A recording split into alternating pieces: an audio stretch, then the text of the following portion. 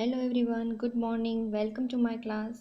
Today we are going to learn one world famous poem, the Road Not Taken. This poem is written by Robert Frost and it published in 1916. So let's begin with writer introduction. About the author. Born March 26, 1874. Born in San Francisco, California, United States. Famous as a poet. Father William Prescott. Mother Isabella Moody. Died on January 29, 1963. Died at age 188. Place of death Boston, United States. So now we see the poem line by line. Introduction. Many times in our life we have two or more things to choose from. All those things look equal, good or attractive. The choice is difficult to make, but a choice has to be made. Our decision make all the difference in our life. It affects our future. આ poem કંઈક એવી જ છે. આ પોયમમાં choice વિશે, લાઈફની journey વિશે જે વાત કરવામાં આવી છે. આપણે લાઈફમાં ઘણા બધા ડિસિઝન લેવાના હોય છે. દરેક સ્ટેજ ઉપર આપણે કંઈક ને કંઈક ચૂઝ કરવું પડે છે, કંઈકનું કંઈક ડિસિઝન લેવું પડે છે. અને આપણને એ સમયે બધું જ જે છે એ સમાન અને સારું દેખાતું હોય છે ને આપણને અટ્રેક્ટ કરતી હોય છે ઘણી બધી વસ્તુ. એમાંથી કોઈ એક વસ્તુ ચૂઝ કરવી એ ખરેખર ખૂબ જ ડિફિકલ્ટ હોય છે, પણ આપણે એ કરવું પડે છે. એક વસ્તુ ચૂઝ કર્યા વિના લાઈફ તમે જીવી શકતા નથી, એ શક્ય નથી. તમારે એક વસ્તુ ચૂઝ કરવી જ પડે છે. જેમ કે આપણે 12th ક્લિયર કરીએ પછી આપણે કંઈક ચૂઝ કરવું પડશે કે હવે આપણે આર્ટ્સ લેશું, કોમર્સ લેશું, સાયન્સ લેશું.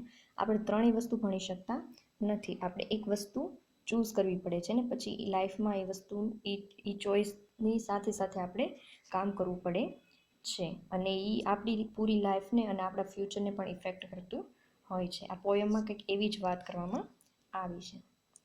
So let's see. Stanza 1.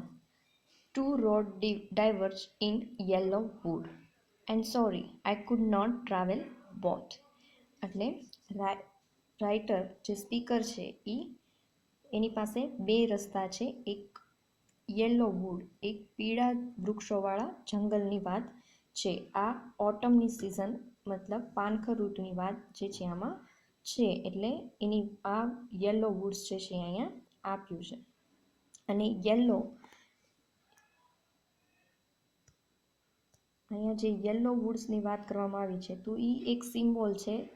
Yellow means જે છે એ લાઇટ તરફ જે છે જવા માટેનો સિમ્બોલ છે. વુડ જે છે એ સિમ્બોલ છે એક વ્યક્તિનું, એકલું છે, જેને એકલું પોતાને જાતે જ વિચારી અને ડિસિઝન પોતાની જાતે જ લેવાનું છે. એની હેલ્પ કરવા માટે ત્યાં બીજું કોઈ છે નહીં. And sorry I could not travel both. અને પછી તરત જ કહે છે કે હું બંને રોડ ઉપર ટ્રાવેલ કરી શકું નહીં. એન્ડ બી વન ટ્રાવેલર, હું એક જ મુસાફર છું. લોંગ આઈ સ્ટૂડ, અને લાંબો સમય સુધી સ્પીકર જે છે એ ત્યાં જ ઊભો રહે છે. And look down one as far as I could to where it bent in the undergrowth. અને લાંબો સમય સુધી એક જ જગ્યાએ ઊભો રહે છે જ્યાંથી બે રોડ જે જતા હોય છે ત્યાં લાંબો સમય સુધી સ્પીકર જે છે ઊભો રહે છે અને વિચારે છે કે બંનેમાંથી કયો રસ્તો એ ચૂઝ કરે. અને ફર્સ્ટ જે રસ્તો છે તેની ઉપર તેને જે પોતાનાથી જેટલું દૂર સુધી જોઈ શકાય છે એટલું ત્યાં જ ઊભો રહીને એ જોવાની કોશિશ કરે છે, પણ લાંબુ જોઈ શકાતું નથી કારણ કે રોડ જે છે એ આગળ વળી જતો હોય છે. Stanza 2. Then took the other as just as fair, and having perhaps the better claim. પછી એ પહેલો રસ્તો જે છે એ છોડી દે છે અને બીજો રસ્તો જે છે એ ચૂઝ કરે છે અને વિચારે છે કે એ જ યોગ્ય હશે અને પોતાના માટે સારું હશે, બેટર હશે એ જ રસ્તો. પણ અહીંયા જે છે એ પરહેપ્સ શબ્દનો યુઝ કર્યો છે. પરહેપ્સ એટલે કદાચ મારા માટે આ સારું હોઈ શકે અને કદાચ ન પણ હોય, પણ કંઈક ડિસિઝન તો એણે લેવાનું જ હતું, એટલે એ બીજો રસ્તો જે છે એ પસંદ કરે છે. Because it was grassy and wanted wear, though as for that the passing there and worn them really about the same. અને પછી એ રસ્તા ઉપર એ જોવે છે અને એ એકદમ ગ્રાસી, એકદમ લીલા ઘાસથી જે છે એ ભરેલો હોય છે અને ઘાસ પણ એકદમ સરસ રીતે હોય છે, એટલે ત્યાંથી ખૂબ ઓછા લોકો પસાર થયા હોય છે એમ વિચારે છે. અને પછી સ્પીકર જે છે એ રસ્તા ઉપર ચાલે છે અને ચાલતા જ એને વિચાર આવે છે કે પહેલો રસ્તો પણ કંઈક આવો જ દેખાતો હતો. તો બંને રસ્તા સેમ જે છે એને લાગે છે. Stanza third. And both the morning equal lay in leaves, no step had trodden black. એટલે બંને જે છે એ ઇક્વલ, બંને રસ્તા જે છે એ પોતાને ઇક્વલ સમાન લાગે છે અને જે બંને રસ્તા ઉપર જે પાંદડા અને ઘાસ જે બધું પડ્યું હોય છે એને ઘણા બીજા કોઈ લોકો દ્વારા, ઝાઝા લોકો દ્વારા ઉચડવામાં આવેલું નથી, જેથી કરીને બ્લેક પણ એવું દેખાતું નથી. એટલે બંને રસ્તા જે છે સેમ લાગે છે એને.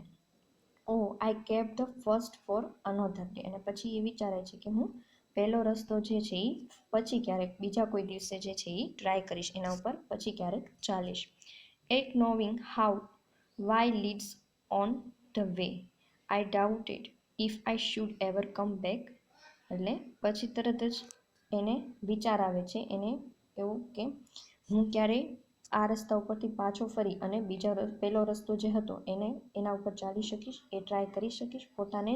પોતાના આ વિચાર ઉપર જે છે એ ડાઉટ થાય છે, શંકા થાય છે કે લાઈફમાં જ્યારે આપણે એક રસ્તો ચૂઝ કરીને એના ઉપર ચાલીએ તો આપણે એ રસ્તો પાછા આવી અને પછી જે પહેલો રસ્તો આપણે છોડી દીધો હોય એ પાછો આપણે લઈ શકતા નથી, કારણ કે જે આપણું ડિસિઝન હોય એમાં આપણે આગળ ચાલીએ છીએ અને પછી એક પછી એક જે છે એ રસ્તા એની સાથે જોડાતા જાય છે, એક પછી એક કામ જે છે એ જોડાતા જાય છે. જો એ બધું છોડી અને આપણને પાછો વળવાનો ક્યારેય પણ સમય મળતો નથી.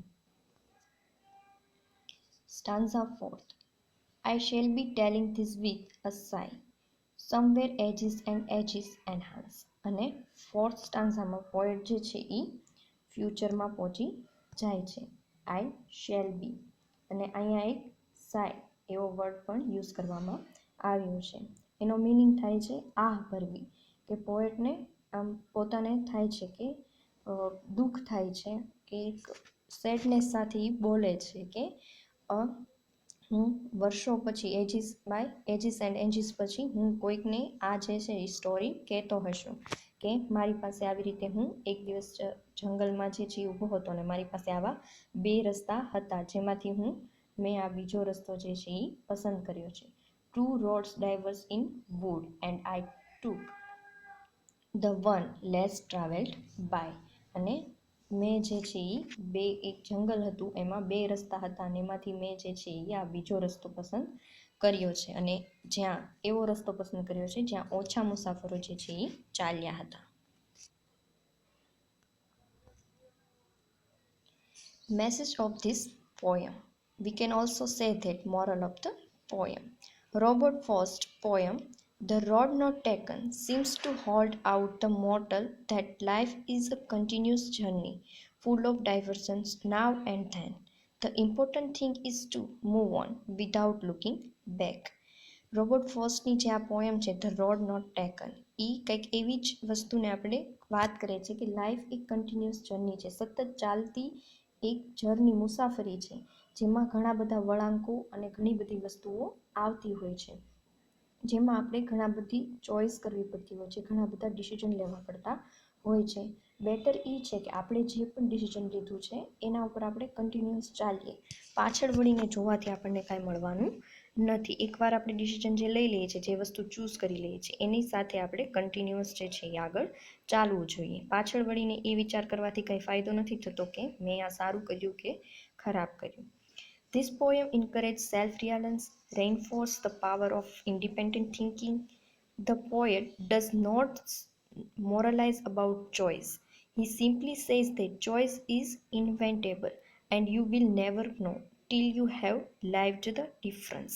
એટલે આ પોએમ દ્વારા પોએટ જે છે આપણું એ સેલ્ફ કોન્ફિડન્સ જે છે એ વધારે છે અને કહે છે કે આપણે જે છે ઇન્ડિપેન્ડન્ટ બનવું જોઈએ, કે આપણી થિંકિંગ જે આપણો વિચાર છે આપણો ઇન્ડિપેન્ડન્ટ હોવો જોઈએ. આપણી લાઈફ છે તો જે કંઈ પણ ડિસિઝન લેવાના છે એ આપણે લેવાના છે. પછી સારું હોય ખરાબ હોય એ આપણું છે, આપણું ડિસિઝન છે. અને એની માટે આપણે લાઈફમાં જે છે એ અમુક ચોઇસીસ છે એ કરવી પડતી હોય છે. અને એ ચોઈસ કરેલી વસ્તુ જ્યારે આપણે જીવીએ છીએ લાઈફ, ત્યારે જ આપણને ખબર પડે છે કે સારી હતી કે ખરાબ હતી કે કેવી હતી. So there is nothing right or wrong about choice, it is all relevant terms. અને ચોઇસીસમાં કંઈ સારી કે ખરાબ એવું હોતું નથી. બંને વસ્તુ જે છે એકબીજી સાથે રિલેટેડ હોય છે. આ બંને રિલેટેડ ટર્મ્સ છે. સારું હોય ત્યાં ખરાબ પણ હોવાનું છે, અને ખરાબ હોય ત્યાં સારું હોવાનું છે.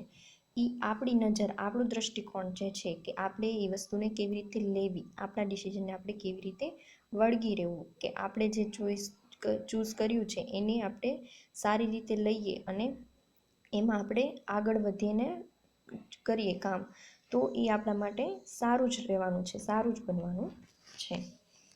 સો this is all about the poem. I hope you all understand the idea of poem. And if you have any question or any query, then you feel free to ask. Thank you. Have a nice day.